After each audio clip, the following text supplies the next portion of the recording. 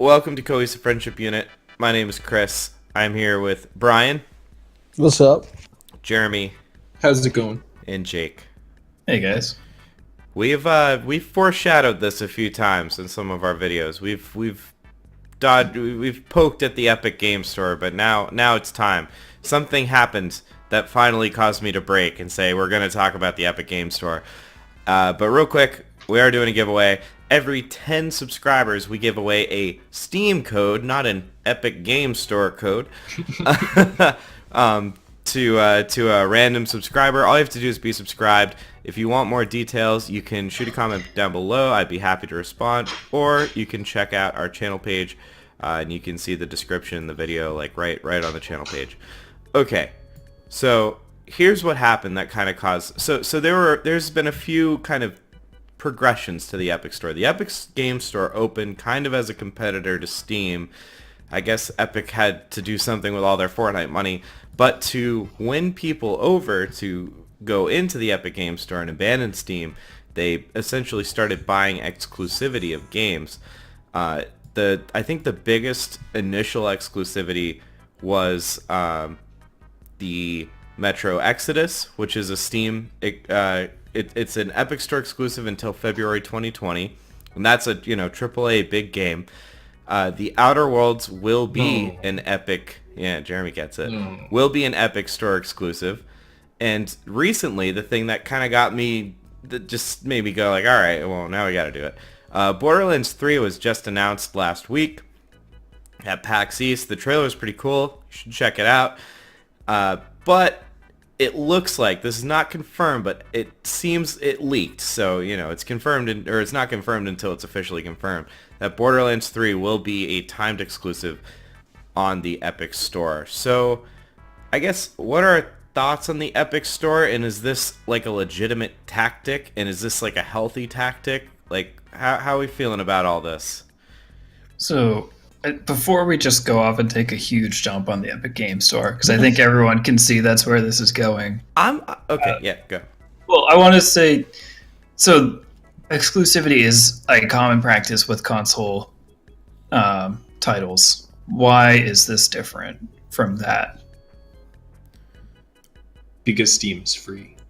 Well, Epic's Game Store is free. Yeah. But like, But like everyone's giving Epic Game Stores crap for having all these exclusives, but this is common practice on consoles. Who cares? So Well, why the would console people- thing, but on console, it has it's driving usually sales of their console. usually first party developed on consoles. Like Microsoft makes Halo, so they put it on the Xbox. Obviously, we would all like it to be on the PS4 and the Switch, but we acknowledge that they're making that game to sell Xboxes. Epic is, and I get it. I feel you too, Jake. Epic is buying game exclusivity to make you go to their storefront over Steam. So they're just not doing the work for themselves. They're just using their Fortnite money, kind of. yeah, and I was throwing that out there just as I mean, I don't agree with what Epic's doing, and I think a lot of the problems, like you said, is they're just buying games away from other avenues. Like the first one that we mentioned, which is escaping me now, Metro Exodus. Metro Exodus was going to Steam. I mean, there was pictures on Reddit of literal physical copies of Metro Exodus that had printed, "This is for Steam," and they literally stuck Epic Game Store stickers on top of the boxes that you could just peel off that said, "This is for Steam." So I agree with you, Chris. The real grievance here is that they're just buying games away from other platforms, yeah. which is not acceptable. You shouldn't be making games less accessible. I think that's the issue. Yeah. Yeah, if they develop their own games, then great. They don't do that. Well, if they make Fortnite. But Steam doesn't develop their own games either, to be completely fair. Yeah, but they don't keep it from going on other platforms. They used to. Yeah, but So Brian kind of makes a good point. Actually, when you needed Steam for one of the Counter-Strike games, maybe it was the original Counter-Strike. I don't remember. It was a 2007 game, so not the original, but you needed Steam, and people threw a fit. They were like, "This is bullshit. Why can't I just use like, why can't I just play the game? Like, why do I need just like this weird digital storefront, this weird account? And now we don't bat an eye. But it was originally like tied to exclusivity. If you want to play our Steam game, you have to, or our Valve game, you have to get Steam. But they made that game. Yeah. So I think we kind of agree that that's acceptable because you're developing something new and you're using that to your advantage. When you're just buying other people's work and saying, oh, now the rest of the world can't have it, so you have to come to me to play what you could have had for free before. That's not as cool. Why can't I play Mario Odyssey on my PS2? So true, dude. No So true true. words have been spoken. So, like, another relevant, like, cousin example is the HTC Vive and the Oculus Rift. So, initially, HTC Vive was considered to be, by and large, the superior product. It had better tracking. It had, at the time, better controllers, because the Oculus didn't have any controllers. It had room scale VR. It had all these crazy, great things. And Oculus was buying... the Oculus thing is actually interesting because they were buying exclusivity of games for their own Oculus storefront that weren't going to come on Steam, but they were also funding games partially. So it was like, we'll fund your game if you give us timed exclusivity. And that I feel like is more okay.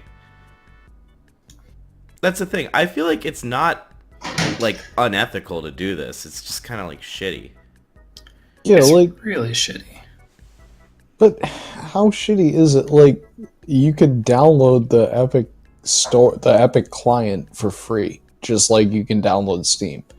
Like, I don't know. As a consumer, I don't really care who I'm giving my money to. Like, I don't care about downloading two clients. And, you know, if I really want that game, and to be completely fair, like, they don't have many games here that I would want. Like, why? I don't understand why you would name anything Satisfactory, because that doesn't really interest me as a title. I don't understand how it would interest anyone, but that's getting off the point. Like, it's like, are you gonna go? How many movie studios are there? And you're gonna go see a Warner Brothers, or you're gonna see like an MG or whatever.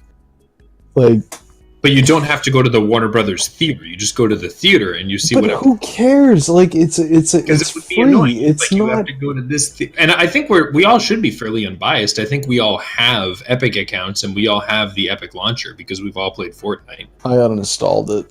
Not I anymore. also, no. but yeah, we did originally. But like we could all Yeah, easily full reinstall it. uninstalled. Yeah, but that's my point. But mine It's is like, still installed. I'm looking at it. It's like, yeah. it's not. It doesn't matter to me if I'm buying a game through Steam, or like if I'm buying it through Epic or Origin or whatever.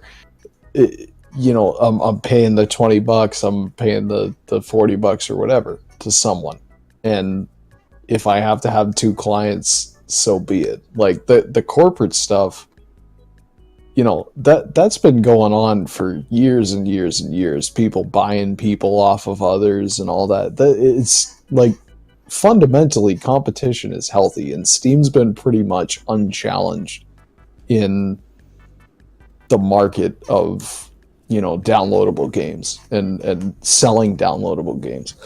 Do I think that this will be successful? Probably not, because, again, there's nothing here that's really inspiring. Oh, there's no Borderlands 3 and the Yeah, Outer those are- Worlds Yeah, and Those are to the me- biggest to me, games of yeah. the year. I don't- The Division. I mean, I've never played. I don't recognize most of these titles except for Roller Coaster Tycoon Adventures, which I'm not interested in playing. So, There's big games on here though. There are. These are some of the Right. biggest games coming up. Well, you know, people buy people off of other people. Like, that's just how it works. That's business. It's, you know, is it shitty? Yeah, but that's it. That's business. That's how it works. It's been going on since business has been invented. So the And- sorry, finish. No, well, I was just gonna say, like, having a competitor in the market helps, but I don't necessarily think that this can compete with Steam effectively. Yeah, and I would agree that competition is good, and I think a lot of people are saying that recently for Steam because they are kind of the only player in the market, even though there is Origin and Uplay. They're both really only used for exclusive titles to those platforms. But where Epic has really kind of shot themselves in the foot is the fact that they are, one, buying these games away from other platforms, which none of the other distributors have done before, but also the fact that they are very unconsumer friendly with the way their store is set up, the way they've been handling their PR, the major concerns with privacy and them selling information, consumer information to their parent company, Tencent. So there's a lot of reasons people are unhappy with the Epic Game Store, and the fact that they are now buying away some of the biggest titles coming up is really frustrating people because they're not willing to go to the Epic Game Store for the very valid concerns that they're doing some really shady things with the people that are using their platform. Well, and that kind of plays into something I was like. Steam has been successful because Steam is relatively unobtrusive. Like, take a lesson from that. If you want to make a games, a downloadable games selling service, take a lesson from that. Don't put all of this shit on top of it. Don't sell people's information. It's not hard to do those things. You just have to stop doing it, and then people will be good. And it's a corporate problem. It's a problem with the corporation. I don't have a problem with them, buying and selling franchises, whatever. It's part of the industry. It's what it is. If they have really shitty, policies and whatever, and letting selling people's information, then that's going to reflect in the popularity of the games that they're releasing as exclusives on their platform. Like that, if people don't want to buy it for whatever reason, people don't want to buy it, and it's going to be unsuccessful no matter what. So look at what Steam's been doing right. If you want to get this stuff right, look at what Steam's been doing right and follow that model, because it's worked for them, hasn't it? Yeah, it has. And this is at the same time when studios or publishers like Microsoft are releasing their biggest games like Halo open to all on all platforms. So they're up against some really tough PR and goodwill grabs by other companies. Well, Microsoft's got their own problems with that selling information, use of information type of stuff. Oh, hell yeah. But, just make it as unobtrusive as possible. Microsoft, listen to this, Microsoft. Make it as unobtrusive as possible, and you will be successful. Well, you could take a lesson from Steam, too. They're just releasing on Steam. Right, so there you go. If Microsoft is saying that this is the superior platform to anything that we could come up with all of our money, you should think about that.